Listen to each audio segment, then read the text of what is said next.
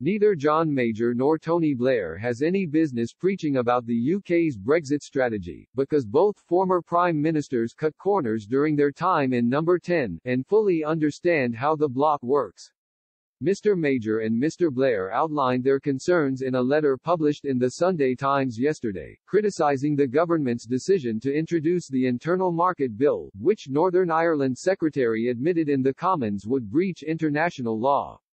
However, self-confessed Brexit evangelist Lee Rotherham, who was Director of Special Projects at Vote Leave, said their objections did not hold weight.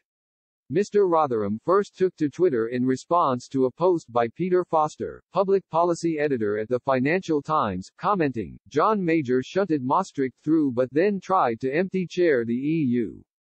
Tony Blair surrendered more vetoes than all his PM predecessors combined, and backtracked on a pledged referendum." He later told Express, with Major, it was about the fact that the EU itself cheated by trying to get through Maastricht's social chapter in 1992. When that failed, they changed the titles, i.e. the intro part of that, and put it back into the system. So not only then did it get past the UK veto, but it went into qualified majority voting as well. So it is a double whammy. So John Major has got a very short memory. Meanwhile, Mr. Blair had promised a referendum on EU membership in 2004, telling the Commons let the issue be put, and let the battle be joined, Mr. Rotherham said. However, the vote had never actually happened, he pointed out.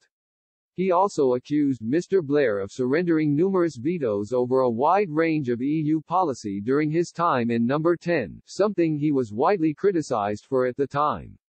Mr. Rotherham said, "They both know how the EU operates. So they should know better than to come out now and get on their high horses.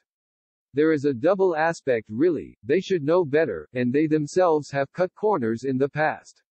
In their letter, Mr. Blair and Mr. Major wrote, "How can it be compatible with the codes of conduct that bind ministers, law officers and civil servants deliberately to break treaty obligations? As we negotiate new trade treaties, how do we salvage credibility as global Britain if we so blatantly disregard our commitments the moment we sign them? The legislation, which the EU has demanded Mr. Johnson scraps by the end of the month, is due to be the subject of intense wrangling in the House of Commons today.